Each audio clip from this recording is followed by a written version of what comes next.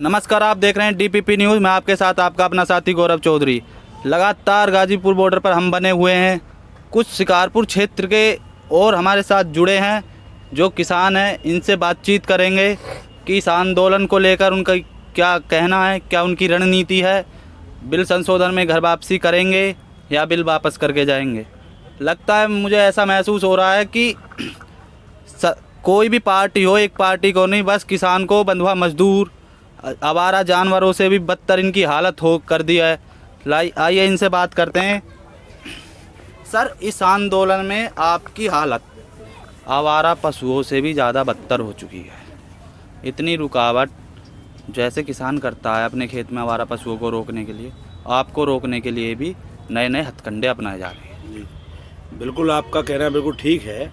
ये जो सरकार है ना, ये तानाशाही सरकार, ये हर कदम पर जो काम करने के उन्हें तो ये करेंगे नहीं, जो ना करने के, जो जनता नहीं चाहती उन सब कामों को करेंगे। सही मायने में गलती हम सब की है कि इन्हें इतना बड़ा बहुमत दे दिया, जिस वजह से इनकी आज तानाशाही रवैया है।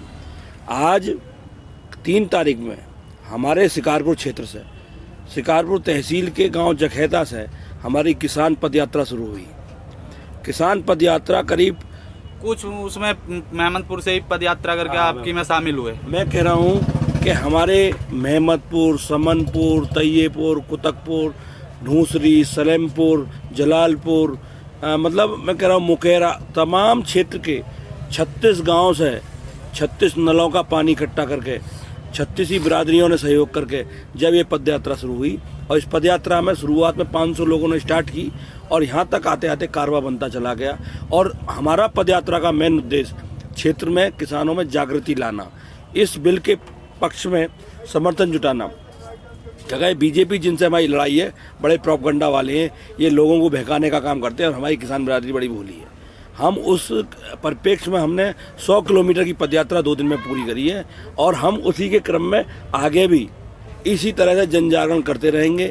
और जो कल हमारे 6 तारीख का आह्वान किया हमारे जो है किसान संगठनों ने, चक्का जाम, जो 6 तारीख को 12 बजे से 3 घंटे का करा है, उसे पूर्ण सफल बनाएंगे। और आपके चैनल के माध्यम से अपील भी करना चाहेंगे, जो भी किसान अपने जिस भी गांव में कहीं भी अगर दूर नहीं जा सकते, जो भी आपका लिंक मार्ग है भाई, उसी पे गांव के बाहर बैठ जाएं, प्रदर्शन करें, काले कानून के वापसी की नारे लगाएं और अपना जो है सोशल साइट पे जहां भी आप दे सकते हो उसे विरोध प्रदर्शन दर्ज कराएं।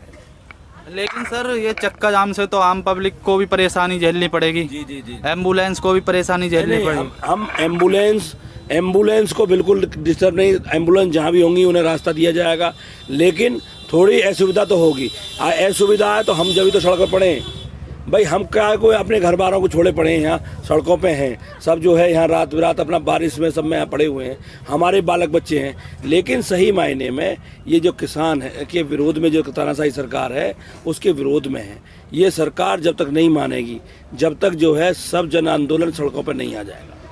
नहीं सर, एक सवाल मेरा भी है। जी जी, जो पार्टी विपक्ष में होती है वो इस टाइम किसान के फेवर में होती है, जी। लेकिन सत्ता में आकर इनका किसान हितैषी कैसे बदल जाता है कि अब वो किसानों के बारे में अब वो सोचेंगे। जो विपक्षी पार्टियां वो किसानों के बारे में सोच रहे हैं अब, लेकिन जब ये सत्ता में होती हैं तब कहाँ चला जाता है इनका किसानी पक्ष। मैं आपकी बात से सहमत हूँ। मैं ये कहना चाहूँगा आपके चैनल के माध्यम से कि किसान के हितैषी की कोई पार्टी नहीं रही, कोई सरकार नहीं, चरण सिंह के बाद कोई हितैषी पार्टी नहीं रही कि जो किसानों की बात करे सेंटर में। लेकिन किसान विरोधी ये पहली पार्टी है। भाजपा, भारतीय जनता पार्टी पहली किसान विरोधी है। मैं कह रहा हूँ फायदा की कोई नहीं है, लेकिन विरोधी पार्टी पहली यही है जो किसानों की किसानी को ख़त्म करने पर तुली हुई है। ये हो रहा है सर, रोड पे किसान और जवान खड़े आमने सामने, बाप बेटा, भाई भिड़वा दिए। आप बिल्कुल ठीक कह रहे हो। ये गवर्नमेंट, मैं इसीलिए कह रहा हूँ कि किसान विरोधी है, फायदे की कोई नहीं रही।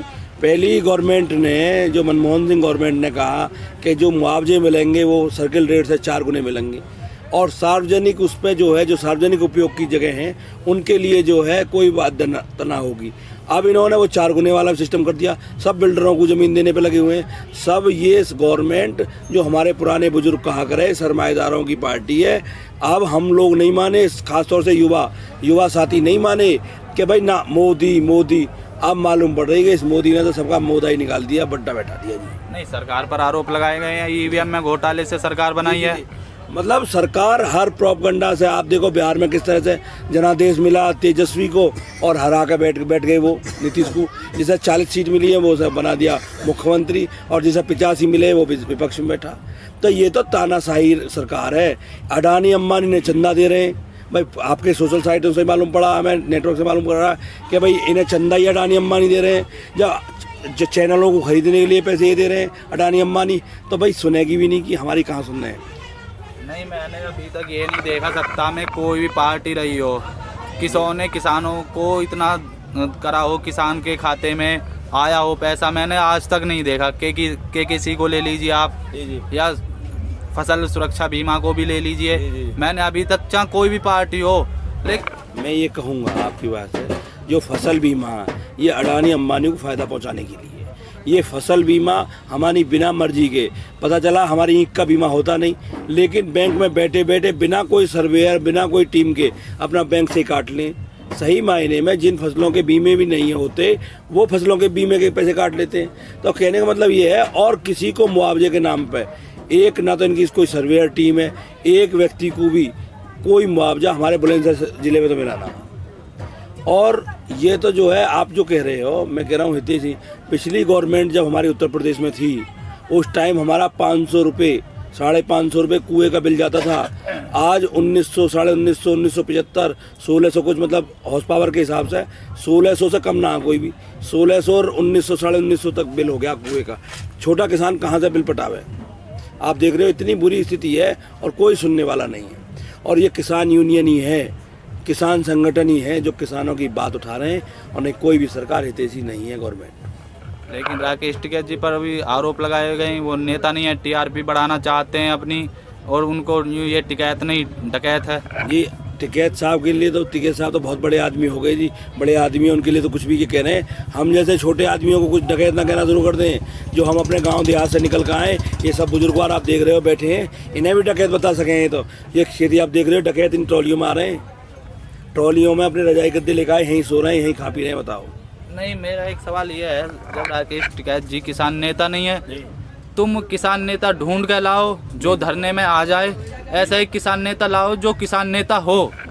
मतलब ये जो है, ये आरएसएस वाले जो है उन पीछे कर, इससे पीछे कर, ये जो है किसान जो नेता है ना, इनके एक भी किसान विंग, जितनी भी विंगे हैं बीजेपी की, एक भी किसान आंदोलन के समर्थन में नहीं है। आप देख रहे हो जितने भी बजरंग दल और जितने हिंदू वाहिनी दुनिया भर बना रखी है इन्होंने, आरएसएस ने, एक भी किसान की बात नहीं कर रही।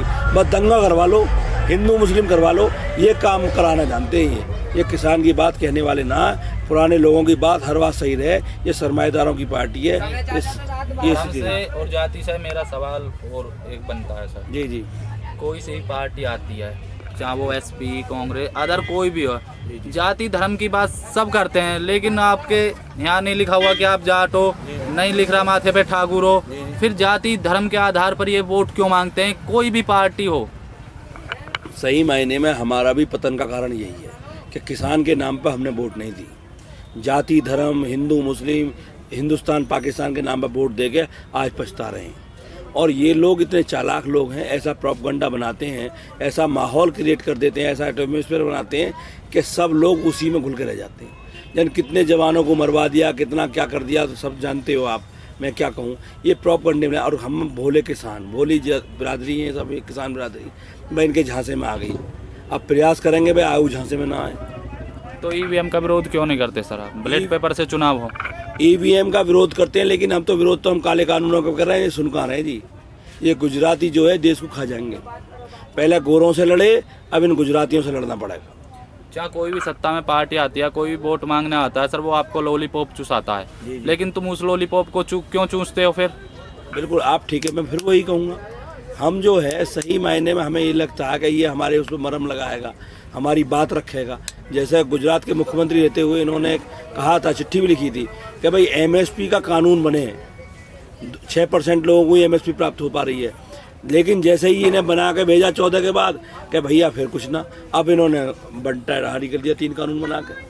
6% एमएसपी, 6% वालों को एमएसपी मिल रही है, लेकिन अब तो 6% भी नहीं रह रहा सर। अब तो 6% ना जी। हमारे यहाँ अमूमन मक्का का क्षेत्र है, मक्का हमारे यहाँ 1850 का सरकारी रेट, और हमारे यहाँ जब मक्का किसानों से बिकी तो 800-900 में बिकी, और आज उन्हीं व्यापारियों की 1850 में तोल रही है। नहीं सर, एक बात और पूछना चाहूँगा मैं आपसे कि एक बयान था, मैंने न्यूज़पेपर में पढ़ रहा था मैं, कि एमएसपी ख़त्म नहीं होगी, एमएसपी लागू रहेगी, मिलती रहेगी और मिलेगी। लेकिन एमएसपी मिल कहाँ रही है किसानों को? मंडी में जाकर देखो, पहले 6% मिल रही थी, अब 1 या 3% मान लो लास्ट, अब वो मिल रही है। कहाँ मिल रही है किसानों का एमएसपी? किसी का गेहूँ 1975 एमएसपी रेट पे बिका ना। मैं वही बात कहूँगा, एमएसपी जो है ये कहने की बात है। एमएसपी को जब तक कानूनी जामा नहीं पहनाया जाएगा, जब तक, अगर मैं आपसे कह दूं कि भाई ये आपका ये जो है ये बोतल मैं इतने रुपए में खरीदूंगा, ना खरीद रहा भाई मैं, फिर किसान को तो बेचनी है ही वो।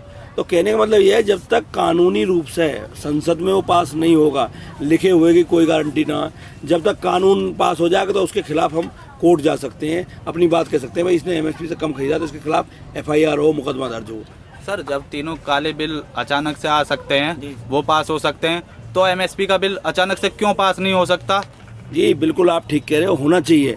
इसी मांग को लेकर हम सब यहाँ जमे हुए हैं कि भाई आप अपने चैनल के माध्यम से हमारी बात पहुँचाएं कि भाई ये जो है एमएसपी का कानून बनाएं और इन काले बिलों को वापस लें। लेकिन एक बात सर ये भी है कि एक माचिस बनती है, उस पर भी उसका एमआरपी होता है, बनाने वाली कंपनी खुद उस पर एमआरपी अपना तय करती है, लेकिन किसान अपने गेहूँ, अपने धान, अपने गन्ने, इनका खुद रेट क्यों फिक्स नहीं कर पाता सर? अजी हो कह रहा हूँ, वो तो एमआरपी मैक्सिमम होता है, हम तो एमएसपी न्यूनतम मांग रहे हैं, हमें न्यूनतम का भी राइट नहीं है। लेकिन सही मायने में हमारे यहाँ का किसान इतना संपन्न नहीं है। किसान को तो पता है फसल बेच दे, तुरंत अगली फसल के लिए पैसे चाहिए, तो ये लोग जो है इस मजबूरी का फ़ायदा उठा रहे हैं हमारे किसान भाइयों को। बहुत बहुत धन्यवाद, आप हमसे जुड़े। देखते रहिए डीपीपी न्यूज़। नमस्कार, गाजीपुर बॉर्डर।